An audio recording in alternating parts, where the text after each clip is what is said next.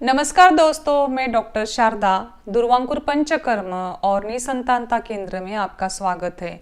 आज का हमारा टॉपिक है बांझपन से मुक्ति पाने के लिए दुर्वांकुर के रिसर्च बेस्ड पंचकर्म उपचार।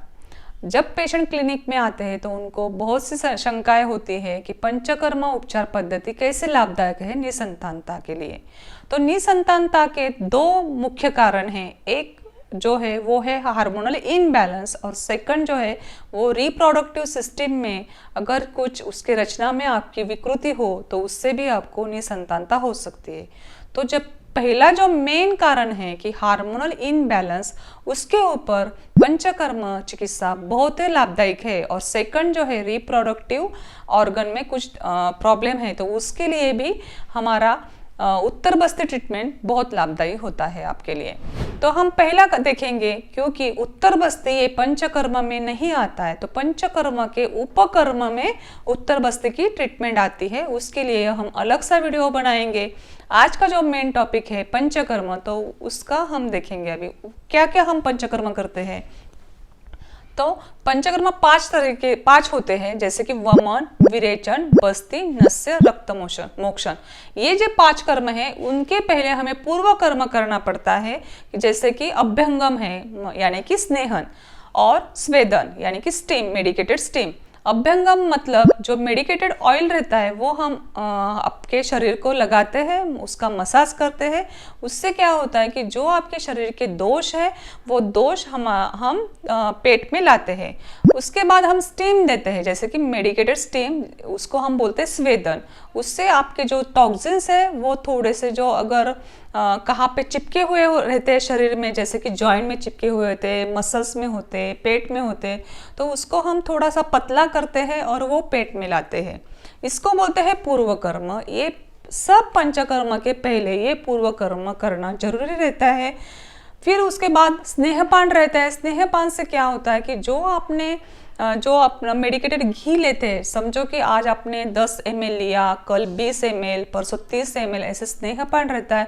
ये जो स्नेहपान में हम जो मेडिकेटेड ऑयल या घी हम पिलाते हैं दूध के साथ पेशेंट को, ये कर्म बहुत ही इंपॉर्टेंट रहता है, क्योंकि जो आप पंचकर्म की औषधियाँ यूज करते हैं उसके ऊपर पेशेंट का रिजल्ट ज़्यादा डिपेंड रहता है। जब आप वो मेडिकेटेड ऑयल पीते हैं उसके बाद चौथे या 5वें दिन हम विरेचन करते हैं। जो निसंतानता का पेशेंट है उसको हम विरेचन उपचार पद्धति क्यों चूज करते हैं, क्योंकि विरेचन जो अधोभाग के ऑर्गन रहते हैं हमारे शरीर के, जैसे कि आपकी बच्चेदानी है, पुरुषों के वृषण ग्रंथि है, जो महिलाएं हैं उनकी ओवरीज है, ये सब हमारे शरीर के अधोभाग में रहता है और उसके लिए विरेचन कर्म बहुत ही इंपॉर्टेंट रहता है। आपके शरीर की शुद्धि होने के लिए, डिटॉक्सिफिकेशन होने के लिए आपको विरेचन ज़्यादा महत्वपूर्ण रहता है। तो हम चौथे या 5वें दिन आपको लूज मोशंस हो जाते हैं विरेचन करने के बाद, तो विरेचन से आपको 8, 10 या 12 आपके प्रकृति के हिसाब से आपको लूज मोशन होते हैं। उसके बाद हम करते हैं बस्ती चिकित्सा। आयुर्वेद में बस्ती चिकित्सा को आदि चिकित्सा बोली है, कि जैसे कि आप अगर बस्ती लेते हैं, बस्ती करते हैं, तो आपकी बीमारी आधी मात्रा में वहां पर ही कम हो जाती है, ऐसे आयुर्वेद में माना जाता है।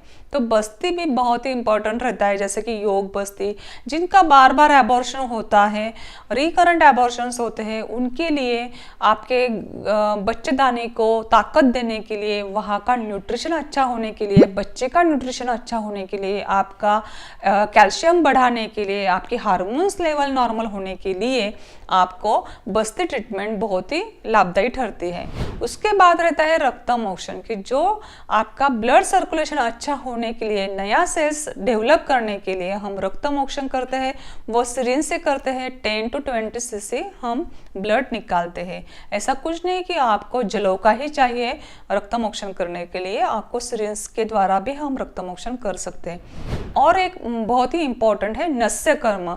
नस्य से क्या होता है कि आपके ब्रेन के जो कुछ प्रॉब्लम्स है, जो दोष है, वो निकल जाते हैं। ब्रेन का न्यूट्रिशन मिलता है, ब्रेन का पोषण होता है। और जो ब्रेन में हमारी हाइपोथैलेमस ग्लैंड है, जो मास्टर ग्लैंड है, कि जिसके ऊपर हमें भूख लगना, हमें नींद आना, हमें अच्छा फील होना या कभी नर्वस होना, ये सब जो है हमारे हाइपोथैलेमस ग्लैंड के ऊपर डिपेंड रहता है। या आपका सेक्सुअल इम्पोर्टेंस है, कुछ सेक्सुअल प्रॉब्लम्स है, ये भी इससे दूर हो जाते हैं।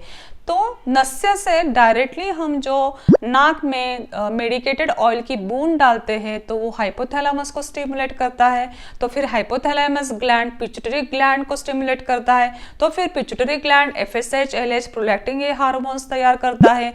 फिर ये एफएसएच, एलएच, प्रोलैक्टिन आपके ओवरी या पुरुषों के टेस्टिस में टेस्टोस्टेरोन हार्मोन तैयार करता है और स्त्रियों के ओवरीज में एस्ट्रोजन और प्रोजेस्टेरोन हार्मोन तैयार करता है। तो एस्ट्रोजन और प्रोजेस्टेरोन फिर फॉलिकल डेवलप करता है। तो आयुर्वेद ये एक साइंटिफिक अप्रोच है, ये कुछ ऐसा किसी ने बोला और कर लिया ऐसा तो कुछ नहीं, इसको साइंटिफिक बेस है।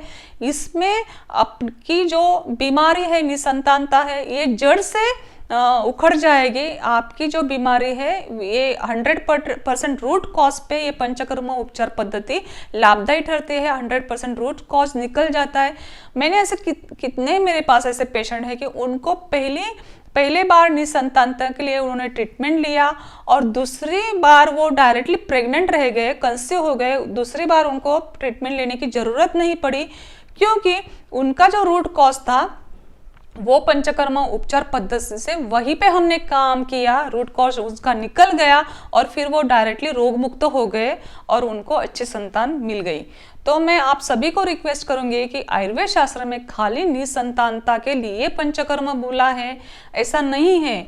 तो आपका बच्चा होशियार, बुद्धिमान, सुदृढ़ होने के लिए, हेल्दी होने के लिए भी पंचकर्म उपचार पद्धति है। जैसे कि सुश्रुताचार्य ने बताया हुआ है, ध्रुवम चतुर्णाम सानिध्यात गर्भस्यात विविध पूर्वकर्म ऋतु क्षेत्रांबु बीजाणाम सामग्र्यात अंकुरो यथा।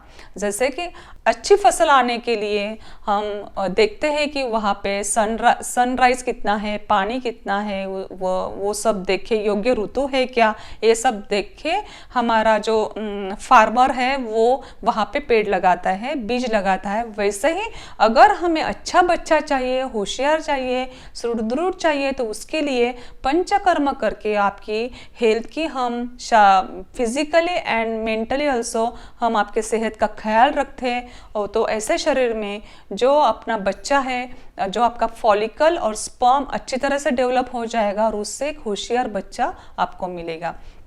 निसंतानता के लिए मुक्ति पाने के लिए अपने ध्रुवांकुर सेंटर आयुर्वेद रिसर्च सेंटर में ही आपको फर्क मिलेगा, यहाँ पर ही आपको संतान हो जाएगी। अगर ऐसा हुआ कि अगर यहाँ पे संतान नहीं हुई तो भी ये ट्रीटमेंट कुछ फेल नहीं जाती है। जब आप आईवीएफ और ICSI करोगे तो वहाँ पे आपका सक्सेस रेट आएगा। मैंने ऐसे भी देखा है कि वहाँ पर फेल जाने के बाद हमारे पास पेशेंट आते हैं और पंचकर्म करने के बाद 2-3 महीने या साल भर में वो कंसीव हो जाते हैं। तो दोस्तों, आज के वीडियो में इतना ही इंफॉर्मेशन है। अगले की वीडियो में मैं आपको उत्तर बस्ती के बारे में बताने वाली हूँ, तो वो भी आप जरूर देखिए। आपके जो हिंदी भाषी जो फ्रेंड्स है उनको हमारा वीडियो शेयर कीजिए, लाइक कीजिए। धन्यवाद।